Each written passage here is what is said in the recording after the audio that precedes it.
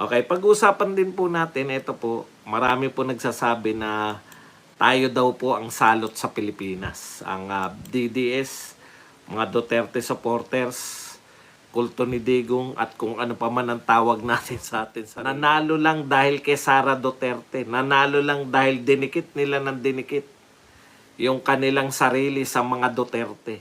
Ibang uring tao tong mga to no? Pinanalo mo, nakisama ka, tapos wala pang ang 2 taon, di ba? Sa June pa sila magdadalawang taon, tablado na agad. Okay, pag-usapan din po natin, ito po, marami po nagsasabi na tayo daw po ang salot sa Pilipinas. Ang DDS, mga Duterte supporters, kulto ni Digong at kung ano pa man ang tawag natin sa atin sarili.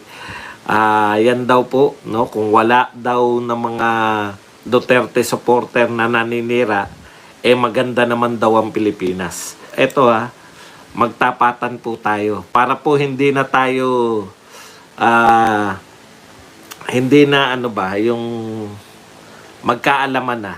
Yung total, yung debate dito, sino nagpanalo kanino, di ba? Pinagmamalakihan nila tayo na sila yung nagpanalo sa Duterte kahit kay Pangulong Duterte noong 2016. Tigilan na, para matigilan na to. Ako ganito Gusto ko kumpletuhin nyo, Sandro. Yung, hindi ko alam kung may ibang slate si Sandro tsaka may ibang slate si Tambi. Sana isa na lang, no? Kumpletuhin nyo yung 12 at eto lang po pakiusap ko sa lahat ng Duterte supporter. Panahon na po para tayo, bumoto tayo. Huwag tayong bumoto yung mga isa-isa, no? Wholesale po natin kasi kinakailangan po natin ipakita sa 2025 election. Kung kaya po natin, natatandaan ko pinakamaganda po natin noong 2019. Kung si Sandro man yang namamahala dyan sa mga hindi na po tayo ngayon yung magpapalusot, no? Yung papalusutin natin yung isa-isa. O total, ito naman hindi na po dapat gano'n, no? Dapat solid. Tandaan natin, ganyan lang po yung kampanya natin na wala na po tayong dapat na pinalulusot kasi ang lalaki po ng ulo. Real talk po.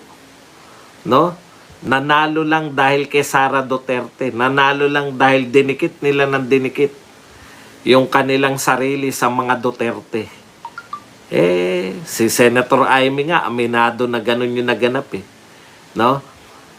Hindi, kung may separate po, kung may separate si Sara Duterte at saka si Tatay Digong na susuportahan, na sana, wag naman sana maganap. Kasi ganyan po yung nagaganap nung nakaraan. Basta po, wag na po tayong bumoto nung nasa slate nila. Halimbawa, Soto pa yan o kung sino pa man yung mga gustong tumakbo under sa kanila. Kahit po pang ilang number niyan sa survey, wala po tayong iboboto. Isolid po natin na Duterte. O kaya,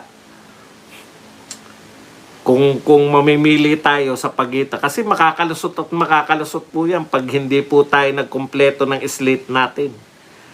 Pag may pinalusot po tayo dyan, yan po, no? Isolid talaga natin, pakita talaga natin na hindi lang tayo hanggang tokes, hanggang social media lang. No? Pakita talaga natin sa boto. Kasi ibang uring tao tong mga to no? Pinanalo mo, nakisama ka, tapos wala pang ang 2 taon, di ba? Sa June pa sila magdadalawang taon, tablado na agad. Grabe po pag nakatikim ng kapangyarihan. Napakatagal po nila na nawala sa limelight. Nakatikim lang po ng kaperasitong kapangyarihan. Nakalimutan na yung mga nagpanalo sa kanila. Kaya kinakailangan po natin yan sa 2025. Maganda po to na isang Marcos na po ang mag-o-organize ng kanilang slate. Wala po tayong iboboto dyan sa mga yan. Straight po natin. Ganun na po ang labanan. Hindi na po pwede na popularity. Kahit popular si Pacquiao, pag hindi pumasok sa atin, kahit popular si Lacson o si Tito Soto o kung sino man yung mga popular na ayaw sa atin, wag po na yung iboto. Pag hindi po sila guest candidate kay Pangulong Duterte o kay Sara Duterte, hindi po natin iboboto yan kahit gaano sila kapopular. Wala rin naman po silbi. Di ba? Hindi rin naman sila siyempre, pasok. At lagi silang pasok. Yan tatlo na yan. Kahit po hindi pasikat yung i-endorso ni Tatay Digong at ni Sara Duterte, dun po tayo. Wag po yung popular-popular. Kung kahit gaano ka popular si Tito Soto, si Lacson, si Pacquiao, yan tatlo na yan, sigurado lahat ng lahat ng survey pasok eh. Kung sila po ay hindi papailalim sa mga Duterte, wag nating iboto.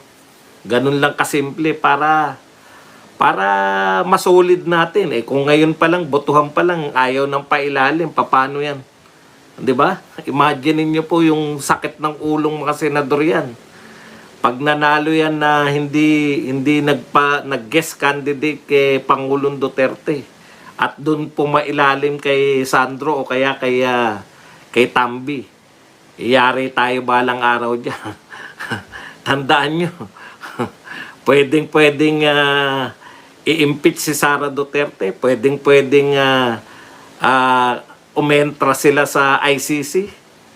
Kaya siguraduhin po natin ang atin pong mga kandidato. Okay? Wala. Naniniwala kayo sa Smartmatic na yan. Alam niyo yan, sabi lang nila yan para ayaw nilang maniwala naman kayo dyan. Natalo sila.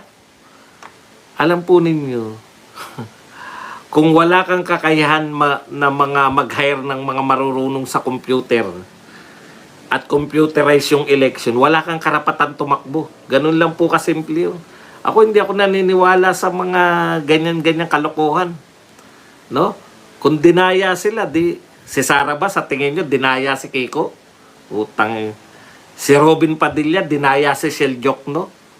Baka tumakbo si Tatay Digong. Takot na takot. Takot na takot. Ito po, maganda po yung panawagan, no? Kaya lang, panawagan lang to ni Aquilino Coco Pimentel.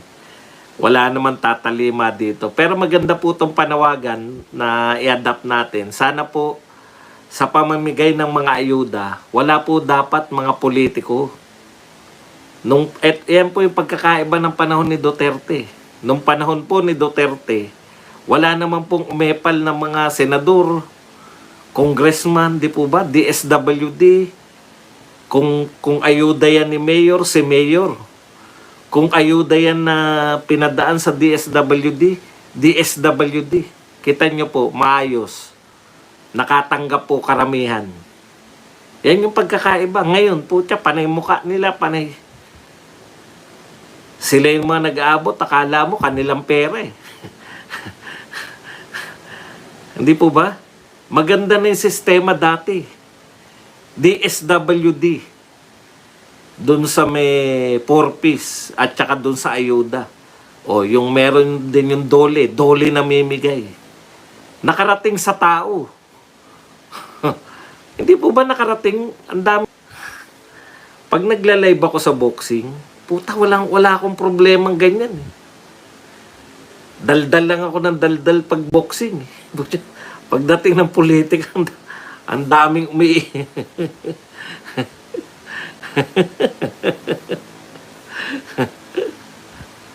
Hindi ko rin po maintindihan.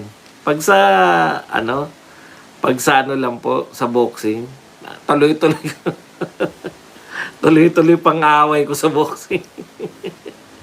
Dito lang sa politika po lagi naglo-loading. Nakakainis eh. Natuklasan ko na, 'di ba kanina malabo? Punas lang. Punas lang pala ng cellphone yung solusyon doon. Kung ano-ano mga ginawa ko sa ilaw eh. Yung pala punas lang ng cellphone, anak ng tinapay. Okay, punta po tayo rito. Maganda tong inihanda ko eh. Alam niyo naman, pag Sabado at Linggo, walang ganong ano eh. Okay. Ang dami po nagsasabi, kayo salot eh. Sabi, kayong mga Duterte supporter, mga salot.